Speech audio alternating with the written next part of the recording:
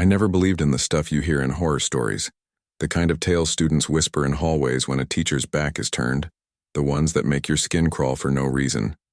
But room 214 changed everything. I was a senior at a school that had been standing since the 1960s, a brick-and-mortar labyrinth of hallways that smelled like old carpet and chalk dust. We had a lockdown drill that Friday morning, the kind everyone groaned about because they were tired of practicing what-ifs that seemed impossible. I thought it was just another drill, just another boring 15 minutes to scroll through my phone and pretend I was paying attention. The day started normally. Sunlight slicing through the blinds in diagonal beams, students laughing over bad jokes, the fluorescent lights humming. Mrs. Hayes, our history teacher, was the type who didn't raise her voice much, but you knew when she was serious. And today her face was unusually tight, almost pale. "Lockdown drill in 5, she said, and I could see that faint twitch in her jaw. I ignored it, assuming she was just tired. When the alarm sounded, the normal clamor of students scrambling to get under desks turned into a mechanical silence that weighed on the room. Everyone knew the procedure. Lock doors, turn off lights, stay out of sight. I hid under my desk, earbuds still in, pretending to be texting. Then it started, the first noise. At first I thought it was the heating system, that old metal groan the school made when it shifted with the weather. But then I realized it wasn't the heating. It was coming from the back of the room near the storage closet. A soft thump like someone gently knocking from the inside. My heart skipped. I glanced at the other students. Nobody else moved, nobody else seemed to hear it. Thump, thump. I could swear it was in rhythm, like someone trying to get attention but too scared to speak. I texted my friend across the room, "You hear that?" I didn't get a response. The thumps turned into faint whispers, but not human words. More like fragments of sentences, muffled and warped, echoes bouncing in the corners of the room. I froze, every hair on my arm standing on end. The lights flickered once, then stabilized, but the whispers didn't stop. They were getting louder, almost pleading. I wanted to leave, to bolt out the door, but I knew I couldn't. That would defeat the drill. I risked a peek toward the closet door. Nothing. Just the dull beige of the door and the cheap metal handle. Then the door creaked open slowly, an inch at a time, and the whispers stopped. Absolute silence fell over room 214, the kind of silence that presses against your eardrums and makes you hear your heartbeat like a drum in a small chamber. I couldn't move. My phone slipped from my hands, clattering to the floor, breaking the tension, and the whispers came back, but now they were closer, coming from the space beneath the desk in front of me. I looked down. Nothing. Just shadows where the fluorescent light barely reached. But then, from the corner of my eye, I saw it. A dark figure slumped against the wall, almost human, but twisted in a way that made your stomach churn. Its head tilted unnaturally, snapping back and forth in slow, deliberate motions, like it was watching me even though its face was hidden in shadow. I blinked and it was gone. I wanted to tell Mrs. Hayes, but when I looked up, she was frozen at her desk, staring at the wall behind me, her hands trembling. The other students started murmuring, quietly at first, then louder, their voices overlapping in a chorus of fear that made my ears ring. "Did you see that?" "It's moving. What is it?" Nobody knew, and even if they did, no one had the courage to say it out loud. Then the fire alarm went off. Not the lockdown siren, the fire alarm shrieking so loud it burned my eardrums. People panicked, everyone trying to leave their hiding spots, but the figure appeared in the doorway, taller now, stretching its limbs in ways no human body should, and everyone froze. I tried to scream, but my voice failed me. Mrs. Hayes finally snapped out of her trance and grabbed my arm, dragging me toward the door. But as we stepped out, the hall was empty. Completely empty. Not a single student in sight. It was then I realized we weren't alone. The walls themselves seemed to breathe, the lights flickering with every pulse, and I could hear dozens of whispers echoing down the hallway, voices overlapping, some crying, some laughing, some screaming. I ran, my legs burning, Mrs. Hayes pulling me behind her down the hall toward the exit. But the hallway stretched endlessly, doors opening into rooms that shouldn't exist, rooms from older wings of the school that were condemned years ago. I finally stumbled into the library, and it was quiet, too quiet. The doors slammed shut behind us, and the figure appeared again just at the edge of the aisle. I could see now its face, pale, gaunt, eyes black as tar, and a mouth that opened wide, far too wide for a human jaw, releasing a sound that wasn't a scream but something worse. Something that felt like it was inside my brain, clawing at my sanity. And then, silence. When the lockdown was finally lifted, when the real sirens finally sounded, no one remembered the drill going that long. No one could explain why the hallways were empty, why the library doors had slammed shut, why every clock in the school was frozen at 10:23 a.m. Mrs. Hayes and I were the only ones to leave that day, and she never spoke of it again. I tried to explain what I saw, but nobody believed me. They thought I was exaggerating, hallucinating from stress. Even the maintenance crew said room 214 hadn't been used in months, yet here I was, hiding under a desk in it.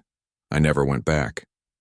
I changed schools the following year, but I still have nightmares about the whispers, the figure, the doors that shouldn't exist.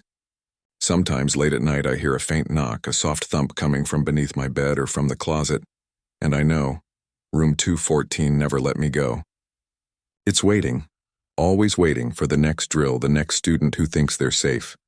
I never thought a lockdown could feel like being trapped inside a nightmare, but that day proved me wrong.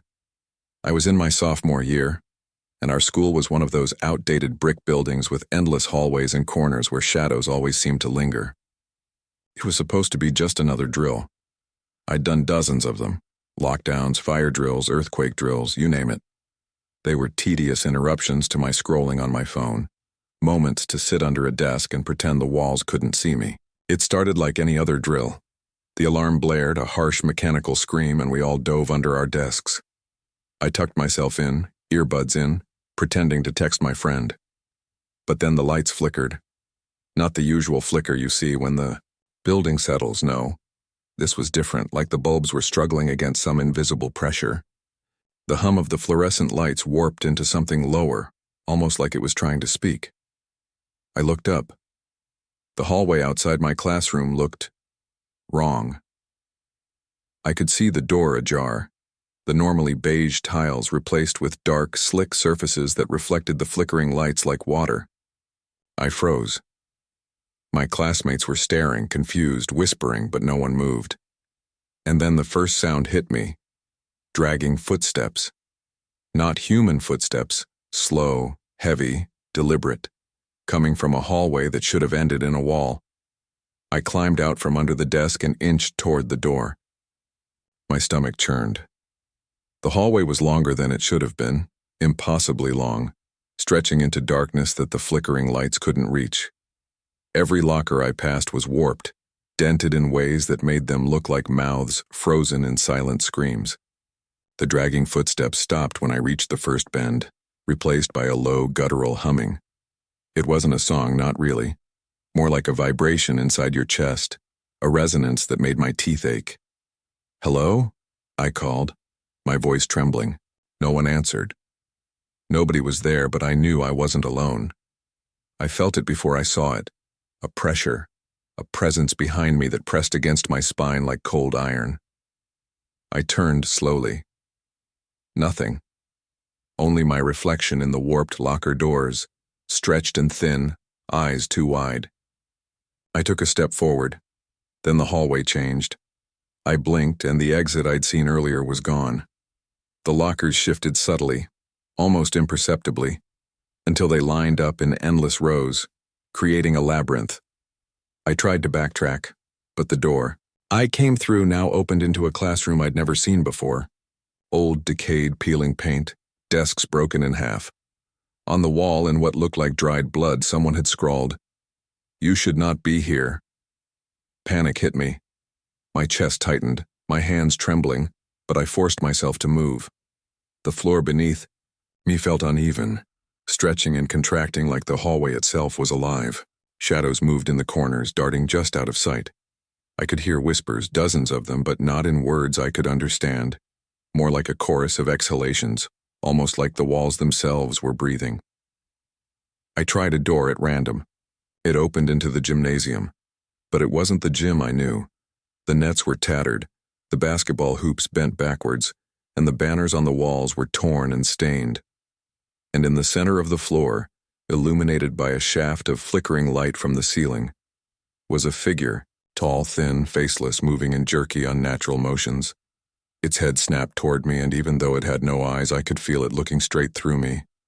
I ran. I don't know how long I ran down that hallway that shouldn't exist. The lights flickered, the shadows followed, and the whispers never stopped, building into a cacophony of moans, laughter, and screams. Every door I tried either led to another impossible hallway or slammed shut before I could reach it.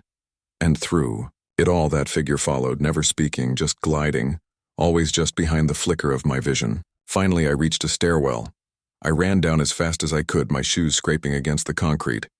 The stairwell descended endlessly, spiraling like a corkscrew, the steps bending and stretching in ways no normal building should allow. I thought I'd hit the bottom, but it opened into a dark hallway lined with doors I recognized. My school. The familiar beige walls, the posters, the smell of old cafeteria pizza. But it was wrong. The air was thick, heavy, metallic. I tried a door, locked. Another, locked. Then a voice, soft, quiet, almost melodic. "Why are you running?" I spun. Nobody. Just the shadows stretching along the walls, but the voice persisted, growing louder, echoing, surrounding me. "Why are you running from yourself?" I felt a hand on my shoulder, cold, wet, like it had emerged from the walls themselves.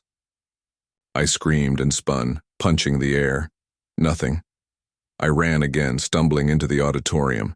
It was empty, but the stage lights were on, flickering in a rhythm that matched my heartbeat.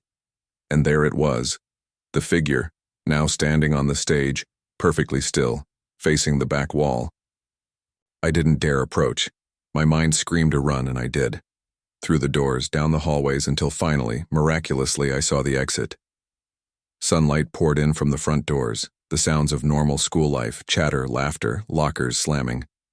I burst outside, gasping, my legs shaking, but as I looked back, the building was silent. No teachers, no students in sight. My phone was dead, my watch frozen at 9:48 a.m. I don't know how long I'd been inside that shifting nightmare, but it didn't matter. I never told anyone. People joked about me being late, said I was exaggerating, but I couldn't explain it.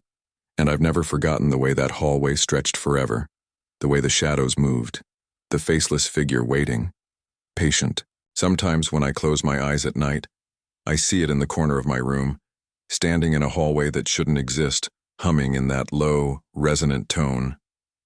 And I know, if I ever step inside a lockdown again, I'll be back there, in the hallway. That wasn't there, and maybe next time I won't make it out. I never thought a school lockdown could be personal, like it was watching you, until that day. My junior year had been a normal one, at least as far as high school goes. Boring classes, cafeteria drama, too many lockdown drills. I never paid them much attention. Until the one Friday afternoon that changed everything. It started with a sudden announcement over the PA system. A calm voice, almost too calm. "All students, locked down immediately. This is not a drill." I froze mid-step in the hallway, heart pounding. I knew the drill procedures by memory, but something in that voice made my stomach twist. Not the usual panic, but dread. The kind you feel in your chest before something is about to go wrong. I sprinted to my classroom, room 309, and slid under my desk with half the class already there. The teacher, Mr. Callahan, a man who was normally jovial and laid back, was pale, his hands trembling as he locked the door. "Stay calm, everyone," he said. But the words sounded hollow, like they were just sounds, not reassurance. The room went quiet. Too quiet. Usually someone would whisper, giggle, or groan at being trapped under a desk, but today, nothing. I pulled out my phone to check the time. 12:15 p.m. I texted my friend across the room, but the message wouldn't send. No signal. Weird, I thought, but maybe it was just the building. Then the scratching started. At first I thought it was the wind or maybe the chalkboard, but it grew louder, slow, deliberate scratches coming from the back wall. Not the door, not the windows, just the wall. I squinted in the dim light. My classmates whispered, terrified, asking if anyone else heard it. Mr. Callahan stood frozen at the front, staring at the wall, lips moving as if he were praying or muttering something under his breath. Scritch, scritch. The sound moved, from one side of the wall to the other, circling almost like it was pacing. I couldn't tell if it was above us, below, or inside the wall itself. The lights flickered once, twice, and in that brief darkness I swore I saw a shape move along the wall. A shadow, but not a normal one. It stretched, contorted, and seemed to lean toward me. My chest tightened. Then Mr. Callahan spoke, but not in a normal voice. Low, hollow, rasping, almost inhuman.